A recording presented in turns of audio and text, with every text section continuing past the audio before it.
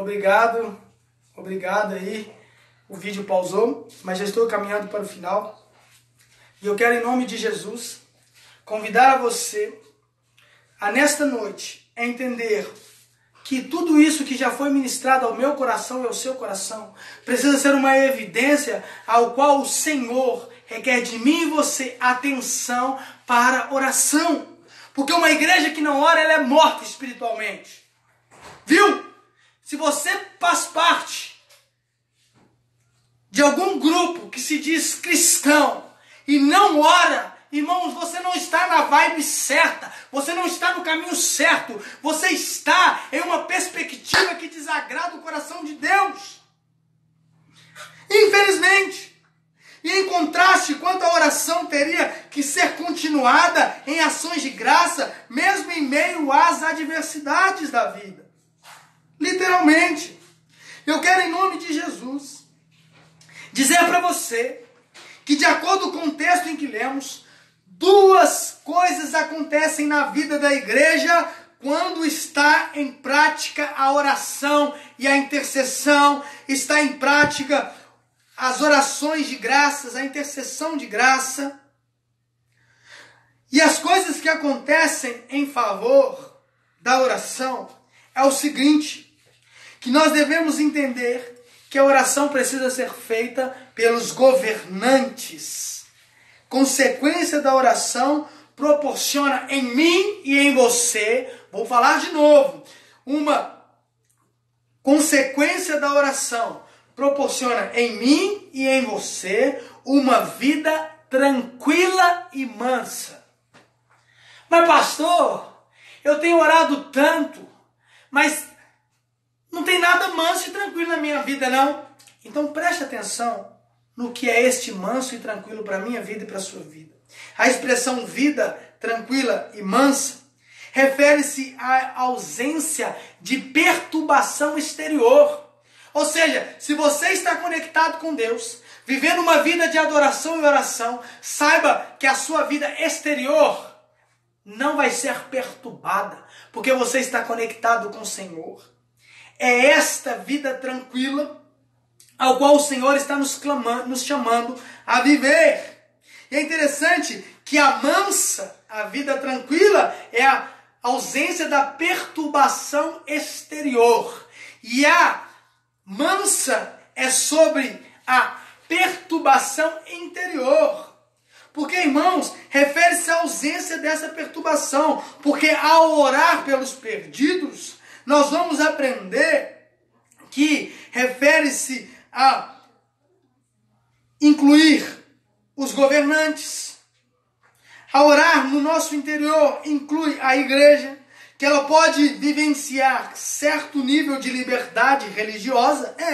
Quando nós temos um governo que funciona, um governo que tem paz, um governo que é democrático de fato, nós temos a oportunidade de expressar, de evidenciar e vivenciar um nível de liberdade religiosa. Veja, o manso é isso. É orar pelos governantes, o Senhor operar e nós vivermos a nossa liberdade religiosa. Isso é viver no manso. Perseguição deveria acontecer apenas como resultado de uma vida justa e não de desobediência civil. Entende isso? Perseguições nós temos a todo tempo. O cristão tem. Irmão, você está numa roda de amigos. Por você ser cristão, alguma coisa vai acontecer que vai tentar trazer descrédito para a sua fé. Sabia disso? Perseguição tem a todo tempo. Mas eu quero te dizer em nome de Jesus que esta paz interior, que excede todo conhecimento, é que vai fazer de mim e de você pessoas diferentes. Você tem o selo do Espírito Santo, você tem o Espírito Santo agindo dentro de você. Porque, irmão, somente uma sociedade em que impera a ordem, aprende isso, apenas uma sociedade que impera a ordem, que de fato é que a igreja vai ter liberdade para descobrir em qualquer impedimento das responsabilidades que foram dadas por Deus. Essa foi uma palavra de John Stott. Stott, ele diz isso pra gente, que de fato uma civilização ou uma nação civilizada, ela tem a sua expressão, ela pode evangelizar, ela pode anunciar a grandeza de Deus. E eu quero te dizer em nome de Jesus que a igreja está em liberdade para descumbir-se de qualquer impedimento das responsabilidades que foram dadas por Deus. Ou seja, nós teremos a oportunidade de adentrar lá onde as pessoas estão perdendo a sua vida e despovoar o inferno, anunciando o Cristo que salva, o Cristo que liberta, o Cristo que cura, o Cristo que salva, que dá uma oportunidade às pessoas de viver na contramão do mundo. Ou seja, de levar a salvação a essas pessoas. Isso tudo passa pelo crivo da oração, da vida com Deus, da intimidade com Deus. Porque, irmãos, se há paz, há segurança. Amém? Se há paz, há segurança na minha vida e na sua vida. Se há paz, ela é dada por quem? Por Deus. Ou seja, a segurança e a dignidade que nós temos para viver nesta terra só pode ser dada por Deus. Só pelo Senhor. Por trabalhar livremente no Evangelho, você tem liberdade para falar de Jesus. Tem liberdade para dar cada um a oportunidade de ouvir o Evangelho e voltar para Deus. Porque a segunda opção que temos é de uma vida de piedade e respeito. Ou seja, o substantivo de piedade refere-se à verdadeira reverência ou devoção por Deus. Ou seja, a atitude certa para com a santidade, a majestade, o amor de Deus. E de fato é isso. Porque em outras palavras é ter uma atitude correta diante de Deus. Piedade. Atitude que agrada ao coração de Deus. Trazendo serenidade moral na nossa vida. E se refere à dignidade moral, à conduta santa diante das pessoas. E a terceira, a experiência da oração. Oh, glória! Acompanhe comigo no texto em que lemos. Se você fechou a sua Bíblia, eu peço que você abra em 1 Timóteo, capítulo 2. Nós vamos ler agora o verso 3 e o verso 4. Acompanhe comigo sobre a expressão da oração. Quando diz o seguinte: isso é bom e agradável. Eu estou na NVI, a nova versão internacional. Diz assim o versículo 3. Isso é bom e agradável perante a Deus, o nosso Salvador. Veja o 4.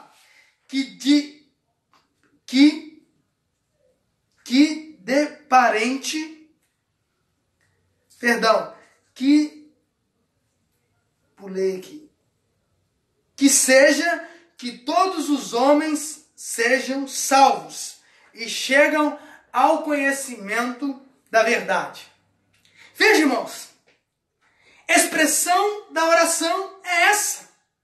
Primeiro ponto importante aqui é que a oração é boa e agradável. É bom e agradável estar em oração. Não é isso que a Bíblia diz? Porque nós estamos perante do nosso Salvador, que deseja que todos os homens sejam salvos. Todos os homens sejam salvos. E cheguem ao conhecimento da verdade. Irmãos, essa é a expressão verdadeira da oração. Porque nesta sessão, Paulo vai expor a Timóteo como as nossas orações são consideradas por Deus. E qual a sua oração mediante essa atitude dos cristãos intercedendo em oração pelas outras pessoas. Qual tem sido a sua atitude na oração? Você tem dado a Deus de fato o que Ele merece na oração? Você está orando para que todos os homens sejam salvos? Versículo 3. Você está orando, como diz o versículo 4, que o que Deus deseja é que todos os homens sejam salvos e chegam ao conhecimento de Deus? Você já falou de Deus para alguma pessoa? Para o seu vizinho? Você está apto a falar do amor de Deus? Eu quero dizer que sim. Porque você tem o Espírito Santo. E se você ainda não fez uma decisão ao lado de Cristo, o Espírito Santo quer fazer morada em você. Ele quer te dar essa autoridade. Ele quer te dar essa trepidez no Espírito para anunciar uma atitude infalível, inefável, para que você ministre a graça de Deus. Porque, irmãos, em nome de Jesus, o desejo de Deus para com todos os homens, no verso 4, é que todos se salvem. Nós acabamos de ler isso, que ninguém se perca. Ninguém, absolutamente ninguém. Ninguém. E todavia o desejo de Deus não muda ou interfere todo o seu propósito já pré-determinado. Não determinado. Porque o pré-determino de Deus é o seguinte: os dois caminhos de Deus, olha para minha mão, o caminho da salvação e o caminho da perdição. E você está no centro. Você vai seguir o caminho ao qual você quer seguir. Você tem o poder de escolha. Você quer ir para o caminho da salvação? Glória a Deus. Você não quer dar crédito para a palavra de Deus? Misericórdia. E em nome de Jesus eu te desafio a viver uma vida irrepreensível aos olhos de Deus. De fato, que o Senhor se alegra nas decisões que você toma na sua vida. Porque o Senhor quer te salvar. O Senhor te chama para viver na base da oração, como o versículo 5 do texto que lemos diz. Pois há um só Deus. A base da minha oração e a sua é qual? Deus. Amém? Há um só Deus. Intermediador entre... Há um só Deus. E um só mediador entre Deus e os homens. Acompanhe comigo, versículo 5.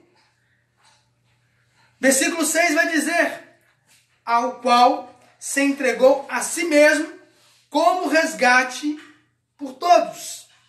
Esse foi o testemunho dado ao seu respeito nesse tempo. Primeira coisa que aprendemos aqui, irmãos, que a oração ela é dada a Deus. Nós não oramos a ninguém mais. E logo em seguida a Bíblia vai dizer, para mim e para você, que há um só intermediador entre Deus e os homens, cujo nome é Jesus, o Yeshua. Então, irmãos, na hora da angústia, o socorro bem presente precisa estar no nome de Jesus. Porque há só um intermediador entre Deus e os homens. Não existe outra pessoa que possa intermediar você a Deus. Entende isso?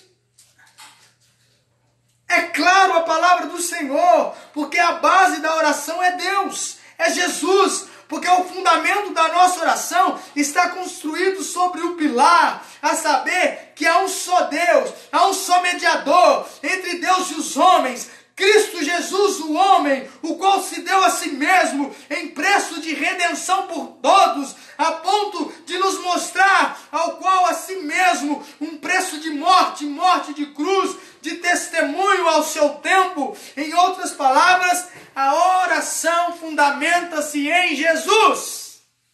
Glória a Deus! Glória a Deus! Porque a oração fundamenta em Jesus. Porque o pacto da graça de Deus requer na nossa vida somente em Deus. O pacto da graça, versículo 5 do texto em que lemos. Conforme vemos não somente no texto, mas também nas passagens, se você for em Hebreus, no capítulo de número 8, versículo 6 ao 9, você vai ver que a nossa graça, a nossa oração está embasada em Deus. Em Gálatas nós também vamos ver. E por qual motivo houve a necessidade do intermediador, que é Jesus? Por qual motivo? Motivo esse que é a fim que todos nós, eu e você, e todos que estão à nossa volta, todos nós pudéssemos ser salvos da ira divina que cairia sobre nós por causa do nosso pecado, por causa da nossa desobediência, por causa da nossa inconstância com Deus. Sabendo que é em virtudes que consequentemente o sujeito ou seja, a ira de Deus, quando entra pecado em Adão, a absorção do pecado, que só pode ser mantida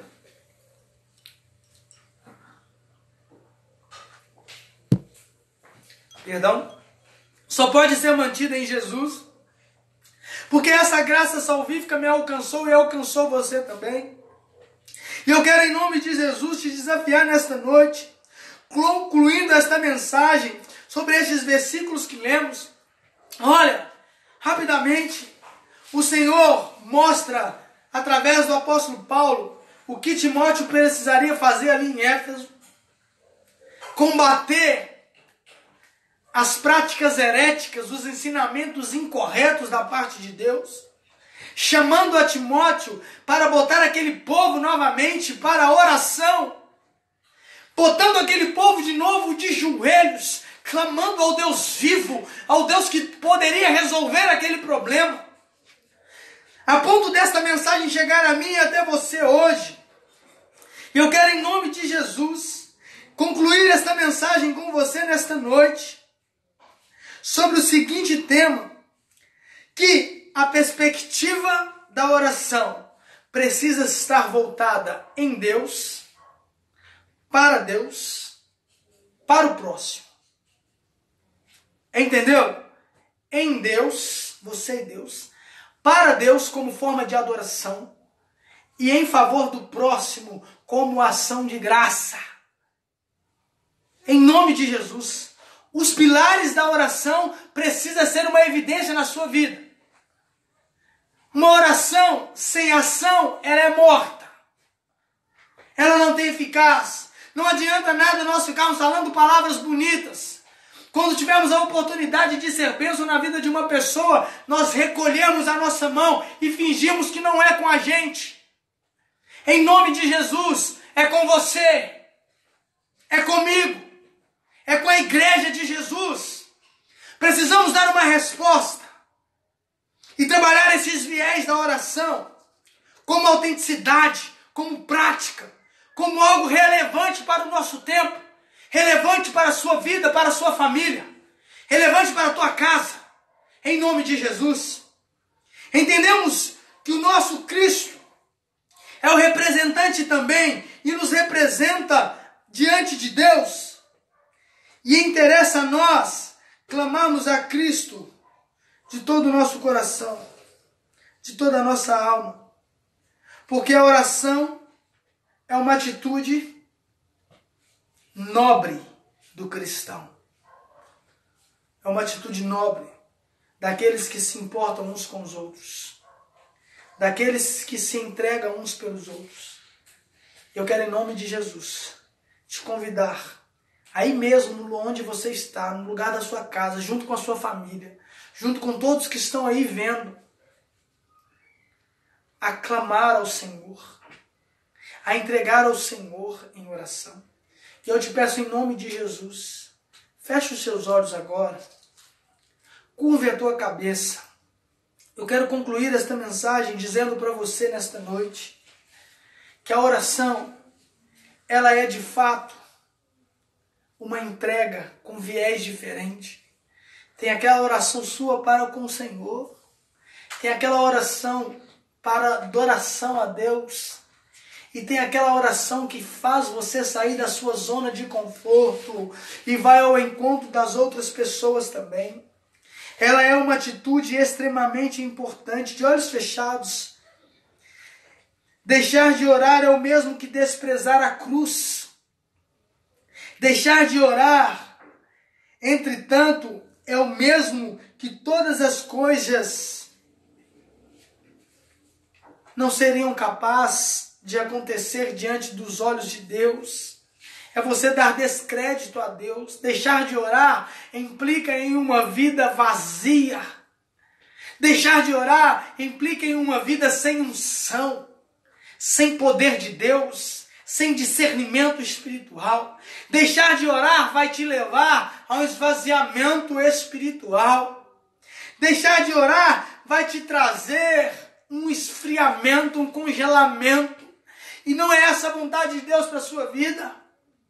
A vontade de Deus na sua vida, contudo, é utilizar destes meios da oração, da minha oração, da nossa oração, da evangelização, para cumprir o seu propósito redentor, soberano sobre todas as coisas. Porque o Senhor nos chama através da oração, e é pela evangelização da igreja que todos fossem alcançados e transformados. Por isso devemos preservar na oração, na evangelização. Por isso, irmãos, devemos estar a fim de cumprir o chamamento de Deus. Diligentemente, nosso chamado cristão é glorificar cada vez mais, por primazia, por primeiro, a vontade de Deus. É por primeiro dar a Deus o que de fato Ele merece. Oração. Pilares da oração precisa ser uma evidência na sua vida. Por isso o texto diz para mim e para você: antes de tudo recomendo que faça súplicas, orações, intercessões e ação de graça por todos os homens.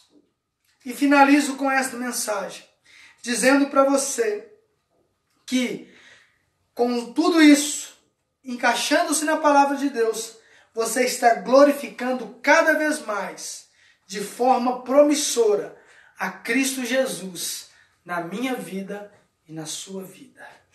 Amém? Vou orar, agradecendo ao Senhor pela sua vida, com uma vida de entrega. Você aí onde você está, você tem a oportunidade de entregar a sua vida a Jesus agora, de entregar esses pilares da oração a Deus. Eu quero, em nome de Jesus, dizer a você o seguinte: cumpra a palavra de Deus nesse tempo, através da oração. Feche os seus olhos, em nome de Jesus. Pai, esta é uma noite que o Senhor me concedeu para adorar o Teu santo nome, para glorificar o Teu santo nome. Eu quero pedir ao Senhor, Deus, que de uma forma sobrenatural, trazendo os pilares da oração, acima de tudo, Pai, convença o meu irmão que está nos assistindo agora, nos ouvindo, porque só o Espírito Santo, Senhor, tem poder para isso, para convencer o homem da justiça, do juízo e do pecado. E eu quero, em nome de Jesus, pedir ao Senhor que hoje mesmo o Senhor, ó Deus, traga salvação nesta casa. Leve o Teu Espírito Santo de uma forma poderosa, a ponto da pessoa não entender de onde vem, mas acima de tudo que o Teu Espírito Santo traga esse alento no coração e esta convicção que o Senhor está operando, está convencendo o homem da justiça, do juízo e do pecado. Eu quero, no nome de Jesus, ó Deus, pedir a Ti que o Senhor, ó Deus, venha trabalhar estes pilares da oração nas nossas vidas de uma forma magnífica, de uma forma, Deus, em que as pessoas entendam que o Senhor está chamando a igreja para a guerra, para a oração, uma oração com ação, entregando ao Senhor tudo o que temos de melhor. Pai, se há tristeza neste lar agora, a começar desta oração, deste pilar, que o Senhor manda toda a tristeza embora. Se há, ó Deus, uma falta de emprego, falta de mantimento na área da saúde, que através, ó Deus, deste pilar da oração, o Senhor, em nome de Jesus, desfaça e abençoa os Teus filhos nesta noite. Se há, ó Deus, crise no casamento, Senhor, que através do pilar desta oração, que o Senhor, através do Espírito Santo, venha, Deus, mandar por terra tudo que não provém do Senhor e dê a este casamento esta paz que excede todo conhecimento, Pai. Deus, mediante a Tua palavra, eu clamo por milagres, eu clamo por autoridade do céu, para inundar estas casas, para inundar a minha casa, e nós recebemos o melhor do Senhor pelo século dos séculos, para que possamos, em nome de Jesus, viver o sobrenatural do Senhor, através dos pilares da oração. Deus, nós entregamos a Ti as nossas petições. E nós oramos, em nome de Jesus, em favor de todos que nos ouvem e nos veem, através dessa live, e sobre os nossos vizinhos, sobre a nossa nação. E que o amor do Senhor, que é o nosso Pai, e que as divinas consolações do Espírito Santo de Deus esteja com este povo que está nos ouvindo e vendo, mas também para com todos os missionários, para com todo o povo do Senhor, reunido e espalhado pela superfície da terra, abençoando em nome do Pai, do Filho e do Espírito Santo de Deus. Amém, amém. Que Deus te abençoe, que você tenha a semana abençoada na presença do Senhor, que você seja cheia do Espírito Santo, a ponto de cumprir os pilares da oração e entregar de fato a sua vida a Jesus. Viva o sobrenatural de Deus. Eu oro por você, pela sua família, em nome de Jesus. Amém, amém. Que Deus te abençoe.